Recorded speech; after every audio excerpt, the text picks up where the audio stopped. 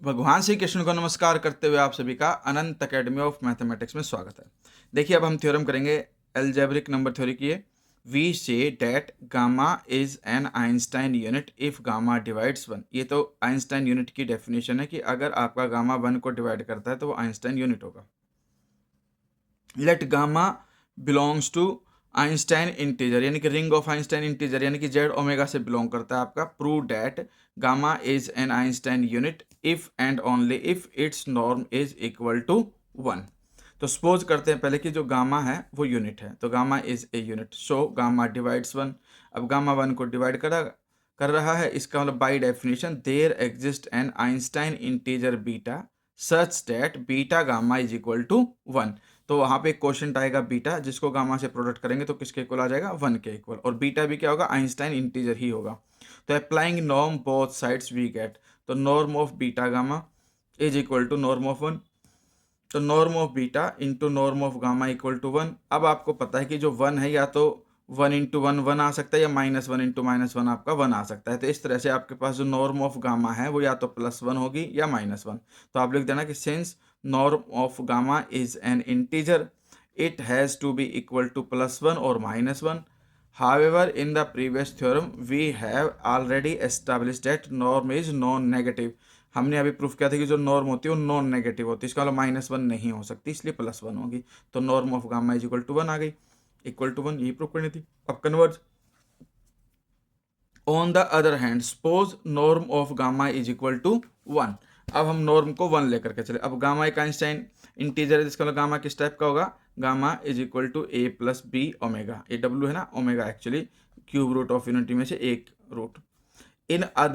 In order to show that gamma is a unit we need to prove that gamma divides 1। तो सबसे पहले देखिए norm of gamma is equal to 1 हमें given है ही, लेके चले हम। अब A square minus A B plus B square, क्योंकि गामा ये है, इसकी जो नॉर्म है वो होगी ए स्क्र माइनस ए बी और प्लस बी स्क्र, वो इक्वल टू 1 आ गई। यहाँ पर जो ए बी के साथ -1 मल्टीप्लाई में है उसको मैं ओमेगा प्लस ओमेगा स्क्र लिख सकता हूँ, क्योंकि 1 plus omega square equal to 0 होता है, और यहाँ से ओमेगा प्लस ओमेगा स्क्र की वैल्यू क्या आ जाएगी, -1। तो -1 की जगह पे ये वैल्यू रख सकता हूँ मैं, ठीक है। फिर इसको अलग अलग मल्टीप्लाई करके फर्स्ट वालों में ए कॉमन ले लेना, बाद वालों में कॉमन लेकर के फैक्टर बन जाएंगे, ये ध्यान रख लेना, ठीक है। या फिर आप एक काम और कर सकते हो, जो ये दे रखे इसको ध्यान से इन दोनों का प्रोडक्ट किया, प्रोडक्ट करके ये कंडीशन आ गई हमारे पास। आने के बाद इसमें ए बी है और इसमें ए बी है, दोनों में से ए बी कॉमन लिया, ओमेगा प्लस ओमेगा स्क्वायर की वैल्यू में -1 रख सकता हूँ और ओमेगा क्यूब की वैल्यू 1 रख सकता हूँ, ठीक है। या फिर एक काम करना आप, जैसे कि ये आपके पास ए स्क्वायर है और प्लस में ओमेगा ए बी को एक साथ लिख दो, उसमें से आप ए कॉमन ले लो, ब्रैकेट में ए प्लस बी ओमेगा बच जाएगा।